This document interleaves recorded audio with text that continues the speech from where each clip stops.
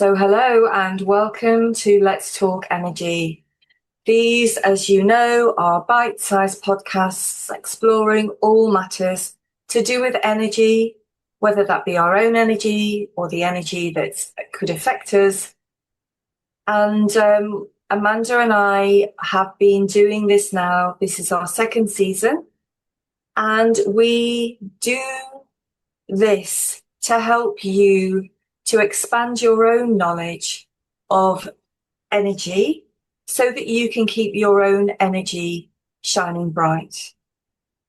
So in each episode, we begin by offering you an affirmation and an afformation that you can use to help yourselves during the next month. So Amanda, what is your affirmation for this month? So an affirmation is where we start with a question word so that we're getting the subconscious busy looking for the reasons why this may be true. So it's, why do I naturally notice and support the flow of healthy energy throughout my body? So why do I naturally notice and support the flow of healthy energy throughout my body? And ideally you repeat it 11 times in a row out aloud if you can, in a row once a day for 21 days. And the affirmation? So yes, an affirmation is a positive saying in the here and now to allow your body to begin to know that this is the way you need to be. So today's affirmation is, today I honor the wisdom of my body. My meridian energy flows with ease, restoring balance, awakening vitality, and guiding me back to perfect harmony. Today, I honor the wisdom of my body. My meridian energy flows with ease, restoring balance, awakening vitality, and guiding me back to perfect harmony. And you can either say this in your head or out loud 4 times. Do it every day again for 21 days. And it's possible that you could do 1 in the morning and 1 in the evening. And then just imagine how you're going to be at the end of the month. It'll be amazing. So today's topic, we have touched on this a little bit, but we feel that it would be helpful for you to understand the Meridian Energy System in a little more detail. Now, those of you who haven't seen the podcast yet, you can watch any catch-up on various multimedia that we will share with you with this one on YouTube and on our own sites. So please do take the time, if you're curious about what we're doing, to do catch up on the replays. But in this episode, we are delving a little deeper into the hidden pathways of the Meridian Energy System. So over to you.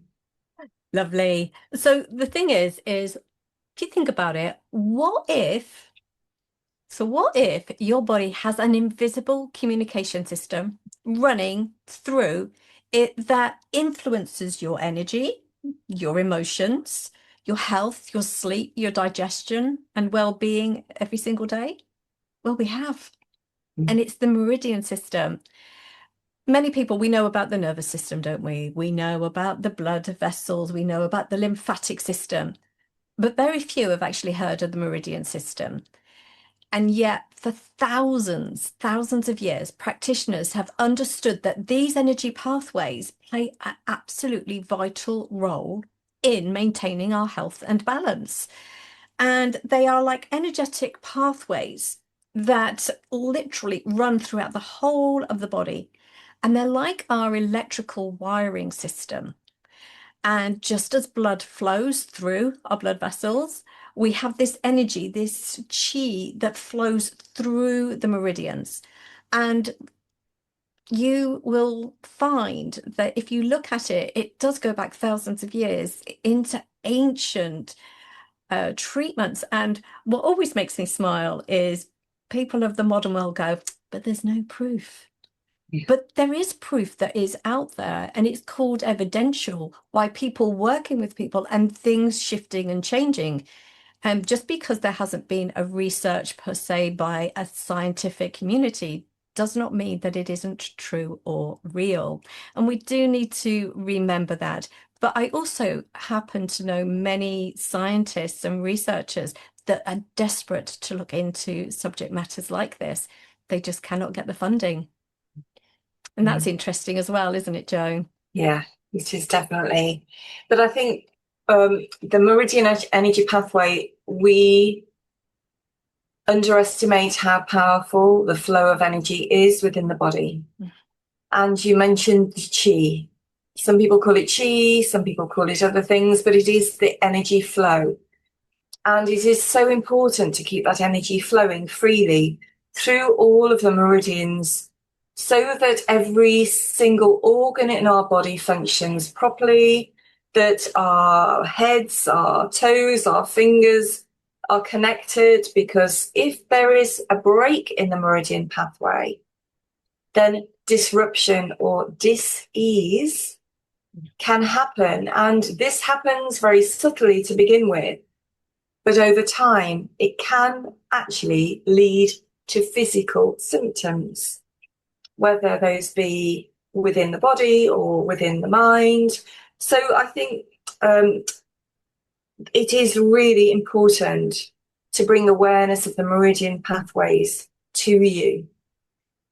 Now, Amanda touched on the fact that this is ancient medicine. This is Eastern medicine. This is Chinese medicine. And a lot of you may have already heard of acupuncture. This is where practitioners use needles to stimulate, clear the meridian pathways. And they don't, please, if you've never experienced acupuncture, don't be fearful of it. It's not that they push big needles into your skin and cause extreme pain. They literally pop a needle into an acupressure point, which is linked to the meridian pathways, and it goes in at cellular level. It doesn't go in very deep at all. But what it does is it clears and recalibrates the meridians. Acupressure is the same as acupuncture, but we don't use needles. So you just gently apply pressure to the acupressure points, which link to the meridians. And again, just by even doing that, can clear the meridian that you're working with.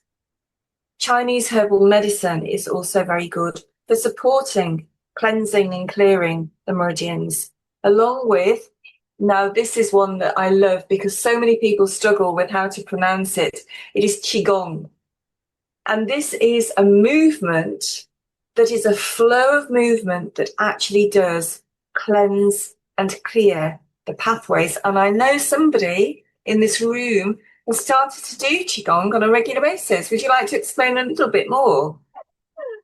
Well, as you know, I love doing my dancing in the morning, but I got into this app with the Qigong, and literally the one part of it that I'm finding a tad stressful is the fact that it's now got up to 30 minutes every morning. Whereas when it was 10, I was like coping all right. But yes, so, and I've been doing that. And if anyone could see me in the kitchen with all of these movements that I'm doing and everything, they would go, she's lost it. But actually, I've noticed that I feel better for doing it. And I'm literally just doing the movements. It's really astounding, personally, because I've not done it before. And everyone else that's done it before goes, well, I could have told you that, Amanda. Yeah. But yeah. So that is really a powerful tool that you can do at home. So how are the meridians different from other systems? Can you explain a little bit more about that, please? Yeah, so with the nervous system, it's basically carrying electrical messages over the different synapses. So it's sending the information like in a millisecond. The blood vessels, they carry blood and oxygen. The lymphatic system, it removes waste and it basically supports your immune system. So you can start to see how all these different things that you can be doing can make such a big difference. And then the meridian system, it carries the life force energy. So it's not like the blood vessels or the nerves. They cannot be like physically dissected. or seen in the same way. But I do know that there are certain technologies that are out there that can and have traced the meridians. They've actually proven what the Chinese acupuncturists have known for over 2,000 years. So therefore it must be right. It does make me smile because, as I say, we've already got the anecdotal information to know. But the way that I do see the Meridian system is it's literally an energetic communication pathway. Now, one thing I do want to add in here as well is that where we are more encased by lots of electrical information, like computers, phones, mobile masts, televisions, we've got televisions in our bed, all of those things can affect our meridian system. And I'm not saying you get rid of them all. What I'm saying more is do something daily that keeps the meridian system in balance, and that helps the body's communication system to work on that energetic level. And you will be absolutely surprised at how you can feel so different from that. So what happens, Jo, when, a meridian becomes stressed? So when a meridian becomes stressed or blocked, I'm going to use an analogy, which is an odd one really here. We all know motorways, okay? So you're driving on a motorway, you want to get from A to B. Say you're going on holiday. We're in the summer months, you're going on holiday.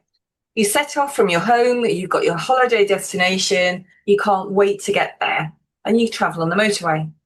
And then suddenly there's an accident or there's roadworks and the motorway becomes completely congested and you're not moving and you're stuck for hours. And you start to get frustrated.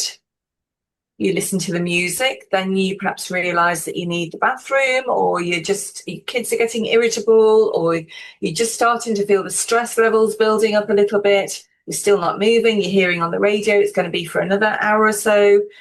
The whole road isn't moving, and you can feel this stress level rising in you.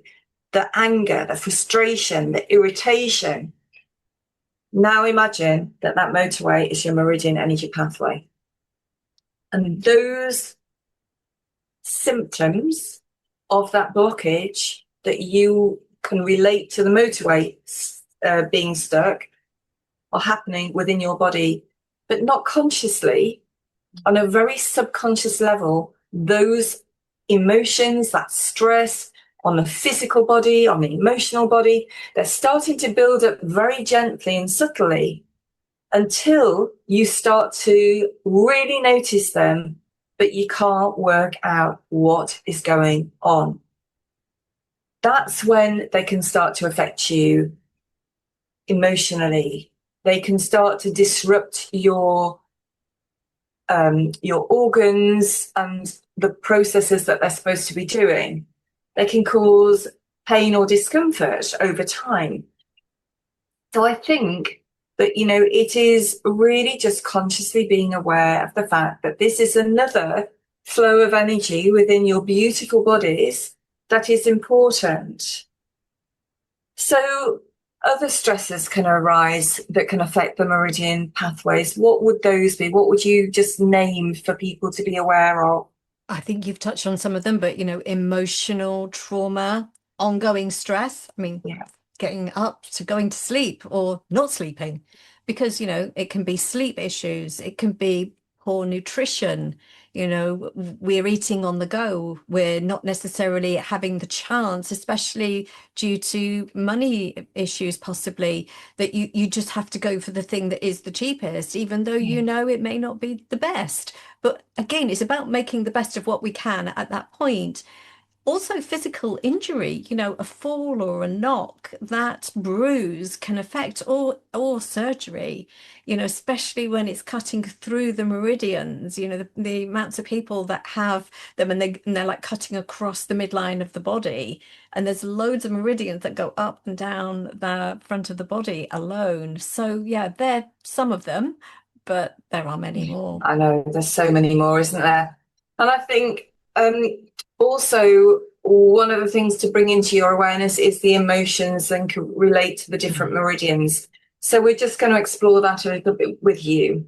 So we said already that every organ, every tip of your finger to your head, to your toes, these pathways are like electrical circuits within the body that need to have the energy flowing up and down all of the time. But things can really significantly affect the meridians, and when they do, they can affect our emotions. So one example of that would be the liver.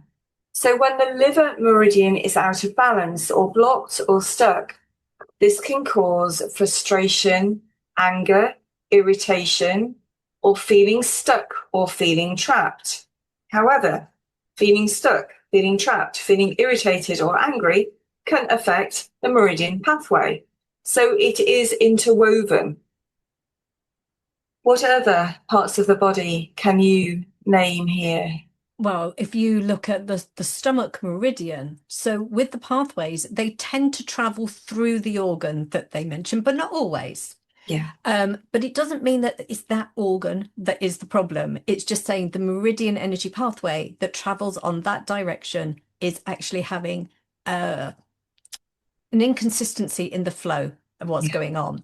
So with the stomach meridian, and I know I can put my hand up to this one at times, you know, that when you have that worry, you're overthinking, which yes, can be all in the head, but that tummy churning sensation, that flipping over, the feeling like you know you've just gone over a hill that's not even there. That can be that part with the stomach meridian. Or if I look at the kidney meridian, you know, you have the fear, insecurity, survival concerns. So that can give us like lots of lower back aches. It can also have it where we're going to wee quite a lot, all sorts of different things like that. So even though they're related to a specific meridian, to a, you know, what that also does is it has that knock-on effect because the body compensates. Yeah, exactly. Yeah. Yeah. So the lung meridian is very much related to the emotions of grief, sadness, and difficulty in letting go. And the heart meridian obviously is a biggie. Joy, connection, emotional fulfillment, companionship. So many people are lonely, isolated, even though they may have people around them. And that can disrupt the flow of the meridian for the heart. But it doesn't mean to say that it's a bad thing. What it means is that it just needs a little bit of support, a little bit of awareness, a little bit of help, because then we can do things to help it to clear. And because we are here for you, what we would like to offer you as a gift for you to take home with you and use is a PDF that has some very simple supports for you for your own Meridian Energy System. So this will give you some tips and tools to help you to support your Meridian pathways, but also there is a very simple diagram that shows you how to do Meridian tracing. And again, this can just awaken, stimulate, and balance the Meridian pathways. Or you can look at Qigong and see if that's something that you would like to do. So just to give you an example, I think that that's always quite helpful because you can then relate to it, not necessarily for you, but for people that you know, friends, family, colleagues. So Amanda, have you got a particular example that you could give for an imbalance within the Meridian pathways? I've got so many that I couldn't No, I decide. know. So I'll be honest, what I've done instead is I'm just going to give you what, like, pockets of people, because I don't know about you, Joe, but I notice when I work with people, you suddenly get this influx and they've all got that one thing, or they've all got that one thing. And so I remember, and it happens now when new people come along, they say they feel really stuck and they're frustrated and they're irritable, and that life just simply isn't moving forward, no matter what it is that they try to do. And then through the muscle testing that we do, often the liver meridian shows up. So we will go and we will look at that meridian, asking that meridian pathway, what is it that it needs in order to dissolve and clear the imbalances, those roadblocks that you spoke of. And I would concentrate on that one thing. And then what would happen is that they would feel so much lighter, like this weight. And they said, do you know what? I've come up with some great ideas. I Mm. said, well, just write it down, take it away and see how it goes. And it's like just freeing that allowed that energy to flow for other little go, oh, I have an idea, to come in and everything. And it's just a really great reminder that our body holds so much more than we think Yeah, that it does. What yeah. about you, Jo? So I'm going to use a personal story because I think some people will relate to this. So um, I had two cesareans. One was an emergency cesarean with my eldest, and then I had to have a cesarean with my second child. And the scar was there, but it was sore, it was itchy, it was red. And then I started to train in kinesiology, and we did a lot of work around the meridians running through the scar. And those of you who've had or know somebody who's had a cesarean scar, it's not a small scar, it's quite a big scar. And as we worked on clearing the meridians around the scar tissue area, the scar healed, the redness went, the itchiness went, the lumpy, bumpy bits went. And I can honestly say now that I don't even notice that I've got a scar from two cesareans. And I put that down to the fact that the energy now is flowing freely through that scar tissue area. And that will obviously also help my own health and well-being. So it is powerful stuff. And please add it to your list of systems that you are now aware of. So I think that concludes our session on Meridians part 1. Part 2, we're going to delve even deeper. Please do listen. In October, we're going to cover this in even more detail to help and support your own health and well-being and your energy. So over to you. Yes, we want to thank you for being here, making this all possible. And if there are any questions ever, do email us. The information will be below on how to do that. And as Jo mentioned at the beginning, we are on various different platforms that you can sort of like look at past episodes or listen, because sometimes we want to do it whilst we're on the move, and that's perfectly fine. But thank you so much for joining us. So it's goodbye from me. It's goodbye from me.